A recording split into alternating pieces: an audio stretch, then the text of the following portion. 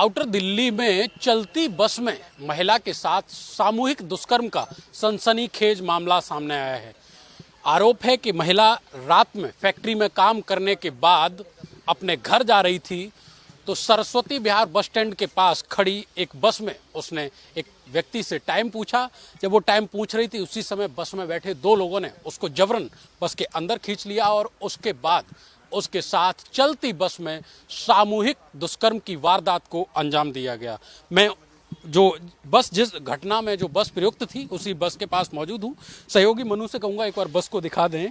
ये वही बस है जो वारदात में प्रयुक्त की गई थी। ऐसा महिला का आरोप है कि इसी बस के गेट पर जो आरोपी है वो खड़ा था और जब पीड़िता ने उससे टाइम पूछा उसी समय आरोपों के मुताबिक बस में बैठे दो अन्य लोगों ने उसको जबरन बस में खींच लिया और बाद में चलती बस में लगभग 2 घंटे तक उसके साथ हैवानियत की। बाद में उसको सड़क किनारे फेंक कर फरार हो गए।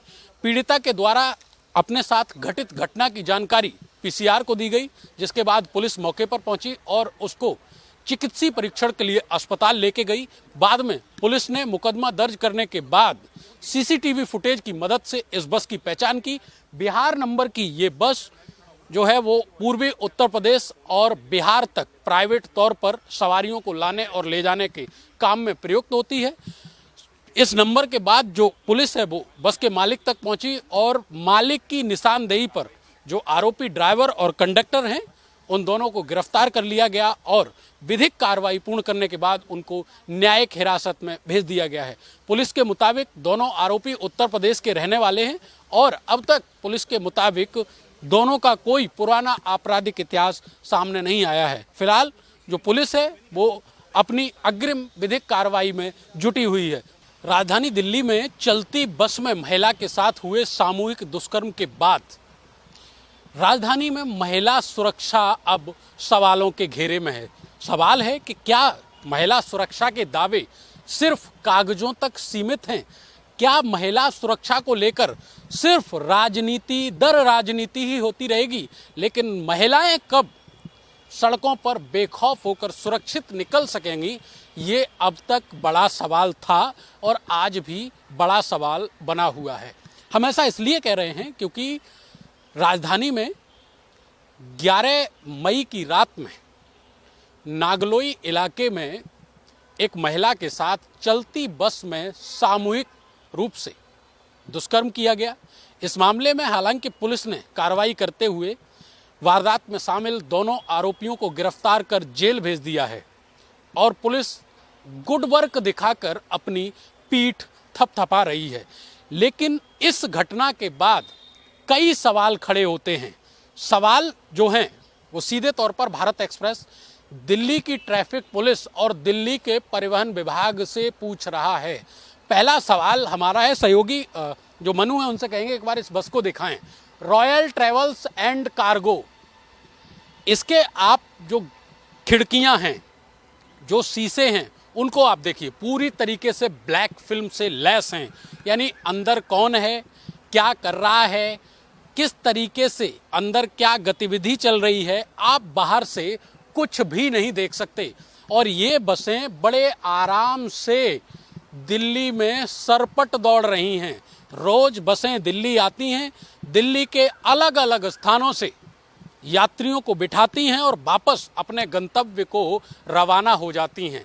इस दौरान ट्रैफिक पुलिस जो दिल्ली की है वो अपनी आंखों पर पट्टी बांध के आराम से ऐसी बसों को निकलने देती है जिन पर साफ तौर पर जो ब्लैक फिल्म है वो लगी हुई है। आप देखते हैं कि लगातार ब्लैक फिल्म हटाने को लेकर, वीवीआईपी कल्चर खत्म करने को लेकर, हूटर हटाने को लेकर लगातार आदेश जारी होते हैं।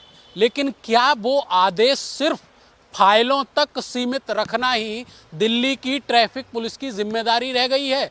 परिवहन विभाग जिसके कंधों पर यह जिम्मेदारी है कि कोई भी अनाधिकृत तरीके से जो वाहन है वो दिल्ली में प्रवेश न करे, तो फिर कैसे ब्लैक फिल्म लगी ये बसें बेखौफ होकर दिल्ली की सड़कों पर दौड़ रही हैं और दिल्ली का परिवहन विभाग आराम से कुंभकर्णी नींद सो रहा है? सवाल बड़े हैं, जवाब परिवहन विभाग और सरकार को देने हैं, क्योंकि एक तरफ दिल्ली की मुख्यमंत्री रेखा गुप्ता और जो परिवहन विभाग के अधिकारी हैं वो लगातार सार्वजनिक मंचों से ये धुंधवी बजाते हैं कि दिल्ली में सब चंगासी, दिल्ली में कोई अनाधिकृत रूप से जो वाहन है वो प्रवेश नहीं कर सकता।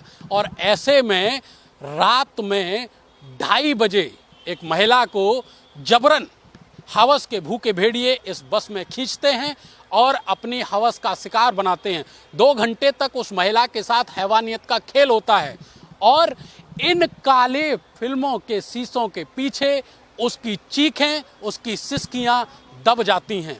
सवाल बड़े हैं और इन पर जो कार्रवाई है वो परिवहन विभाग को करनी होगी। अब ये कब तक करेगा ये देखने वाली बात होगी। सहयोगी मनु से कहूँगा एक बार फिर से दिखा दें, इस बसों को आप देख लीजिए, इस बस को आप देखिए। अगर आप बाहर से कुछ भी देखेंगे तो आपको कुछ दिखाई नहीं देगा। रॉयल्स ट्रेवल्स एंड कार्गो की ये बस ब्लैक फिल्म से लैस होके बेखौफ होकर चंद सिक्के दिल्ली की ट्रैफिक पुलिस और परिवहन विभाग को देकर आराम से दौड़ रही है। हमारी, आपकी और नागरिकों की सुरक्षा के साथ लगातार खिलवाड़ हो रहा है, लेकिन इसके जिम्मेदार मौन हैं। सहयोगी मनु के साथ अतुल यादव, भारत एक्सप्रेस, दिल्ली।